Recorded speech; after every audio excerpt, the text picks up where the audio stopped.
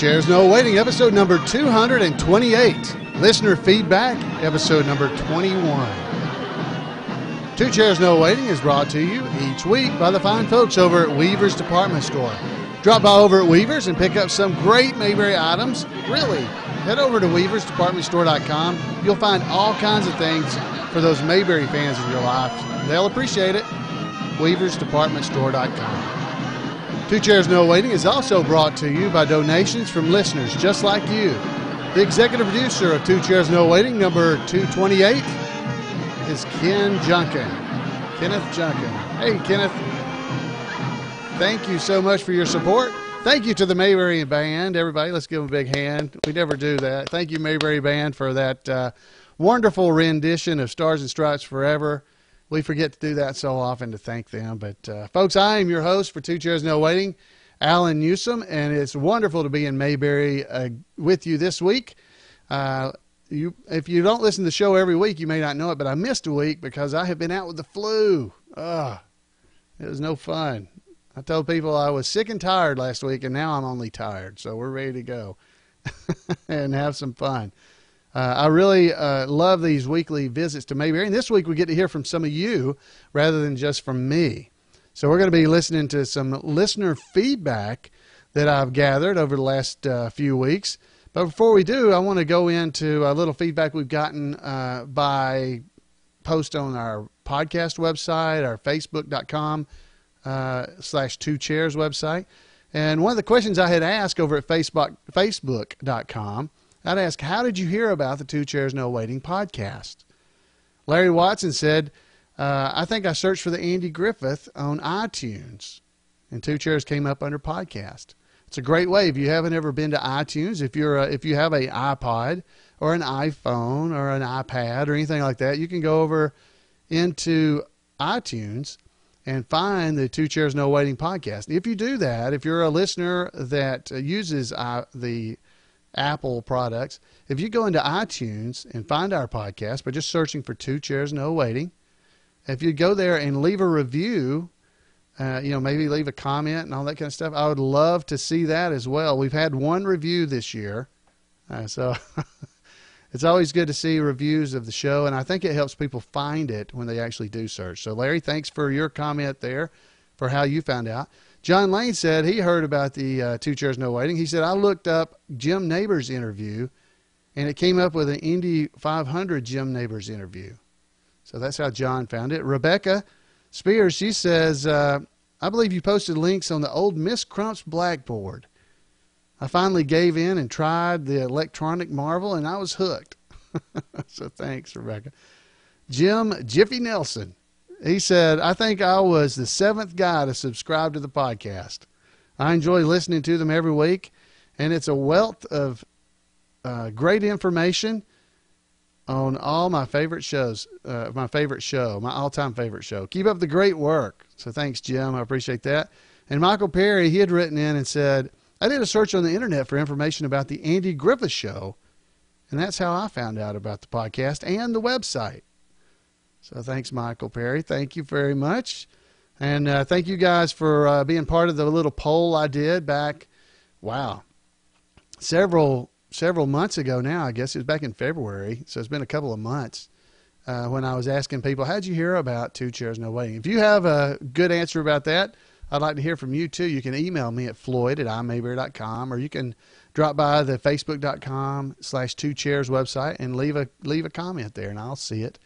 And it's always fun to find out how other folks find out about podcasts, because I'm always looking for new podcasts or new things to listen to. So how did you find out about this show? It's fun for me to know, and I think for fellow listeners, they'll enjoy hearing some about it too. Now, let's see, we got some voicemail, and the first one up is from Frank. And Frank was telling us about the keys for Otis, he has on the jail cell. So let's hear from Frank. Let's see what he has to say. Hey, Alan, this is Frank calling from the wilds of Indiana, and a couple comments about a recent show you did. First of all, I always thought they had the keys hanging on the wall between the jail cells for Otis' benefit, so he could lock himself in properly when he came in after one of these vendors. And second of all, I think people love Mayberry because there's so much that's about it that we have in our own memories. I can remember my grandfather lived in Winnemac, Indiana, which was a whole lot like Mayberry, and everybody knew each other, and it was just a quiet, nice little town off the beaten path. Also, appreciated your answer to John Lane's comment about the public domain broadcast. I did not know that. That was very interesting. So a lot of things which many people have known for a long time, some of us find new and interesting. Anyway, keep up the good work. Sure appreciate the show. Hey, thanks a lot, Frank. Thanks for calling in and leaving those comments. Yeah, the public domain, I've had several comments about public domain episodes and kind of the explanation as to why there was a public domain, why the episodes were called Andy of Mayberry. I believe that came up, I don't remember if that was on the podcast or after the show. There are episodes or videos that you might find and run across where the title of the show, instead of being the Andy Griffith Show, is called Andy of Mayberry. And I was explaining that during the, I think, after show maybe last time, but here's the reason. During the original run of the Andy Griffith Show, they showed reruns of the Andy Griffith Show in the daytime. Well, when they would show them in the daytime, so as to not confuse people about what was on and when it came on, they would show the ones in the morning, they would rename them, rebrand them as Andy of Mayberry. So that was the first run or second run, early reruns of the Andy Griffith Show were called Andy of Mayberry. And then the episodes that were coming on at night, on Monday nights when it came on, were called the Andy Griffith Show. Now, this wasn't unusual. If you think back, some of you that are old enough, there was a show called Bonanza. Some of you may have watched. And during that show's original run, they showed reruns of Bonanza, but they called it the Ponderosa. So you may have seen that as well. That one really stuck in my head because I remember as a kid never understanding why Bonanza came on in the daytime or at other times, but it was called Ponderosa, like it was a different show.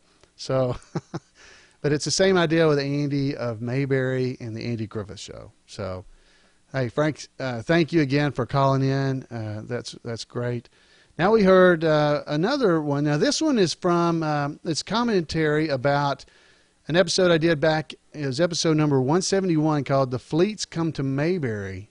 And I think it was probably the part 2 episode of that, where we're talking about who's playing the guitar during the episode. Well, according to according to Earl Hagen and actually Earl Hagen, it was this guy here. His name is Barney Kessel. Barney Kessel's his name. Now, according to Earl Hagen, who told Paul Mulick, Earl Hagen was the music director for the Andy Griffith Show, wrote the theme to the show. He said that it was Barney Kessel that played the guitar. But let's go ahead and hear from our caller, who didn't leave his name, but I thought it was a good call. And I believe it's Jerome, but let's go ahead and hear from him. In your episode 171, the close-up of the guitar player's hands that are playing is not Barney Kessel. It's jazz guitarist Howard Roberts. So Howard Roberts is the guy he says it was.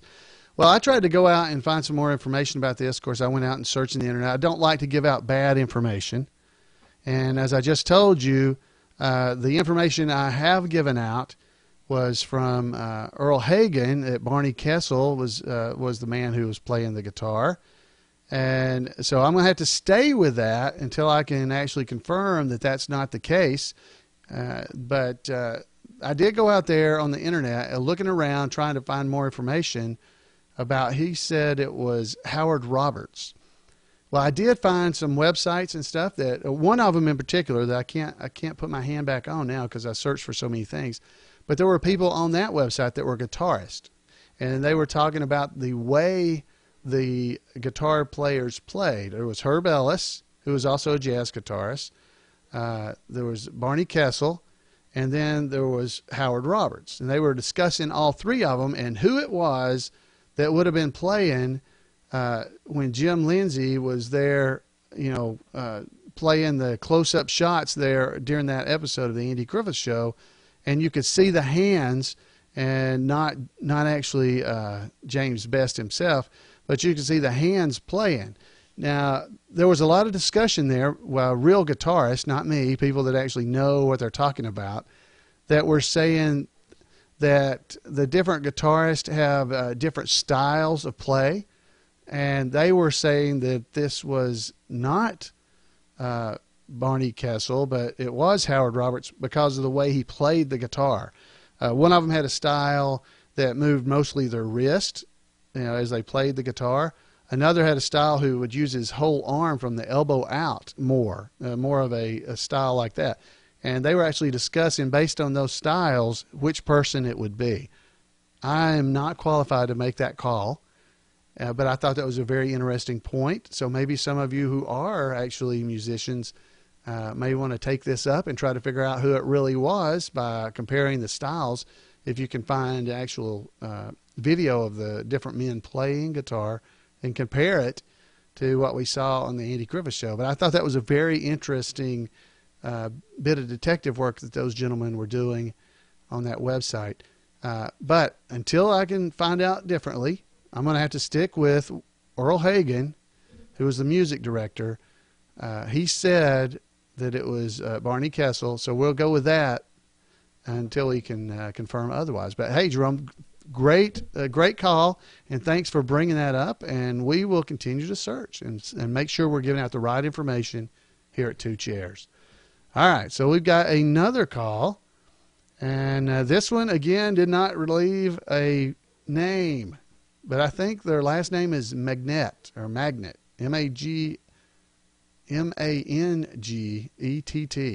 So let's hear what they have to say. Once again, excuse me, terrific job remembering Don Knotts on the anniversary of his death. The classic pairing of he and Andy on the variety show reminded me of an episode they did. They did an episode with the whole judo thing, but it was so touching to see those two best friends together again. Because I know they were, the interesting thing is that they were such great friends in real life that made it so touching.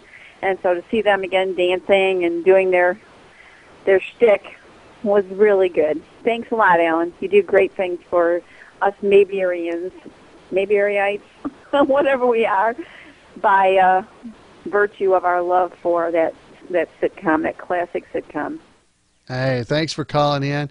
Folks, when you do call in, if you would, just say your name up front. If you have a podcast or something like that, make sure you tell us what it is, too. But let us know who you are. But thank you again for calling. That's the second time you've called, but I'm not quite sure which name to put with you.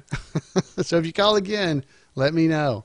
But, yeah, thanks again. I'm glad you enjoyed it. It is always great to me to see things with Andy and Don where they are interacting as Barney and Andy, even better, outside of the Andy Griffith Show, because it's just little tidbits we never saw, and it's kind of like almost, lost footage from the Andy Griffith Show. So it was really fun to watch them interacting there.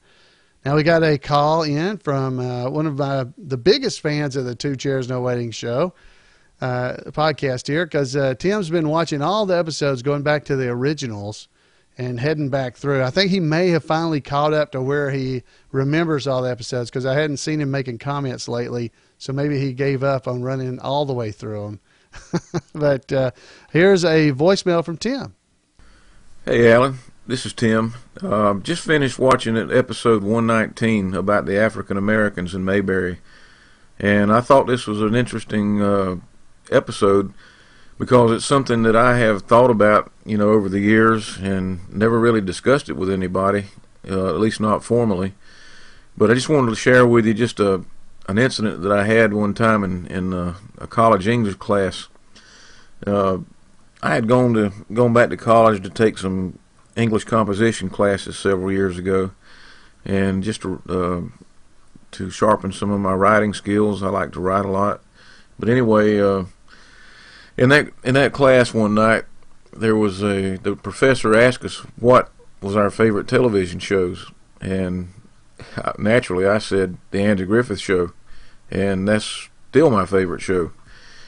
But the funny thing was, in that particular class, I was probably the oldest student in there. Most of them were right out of high school or in their early 20s, and as soon as I said that, one of the girls said, "Wait a minute, there's no black people on that show." And before I could even think about it, I said, "Oh yeah, there was some black people in Mayberry. You just have to watch the show to see them." And I guess what really happens is when people are watching TV, most people, unless they're really into the show or watching the reruns especially, they don't pay that much attention to the background.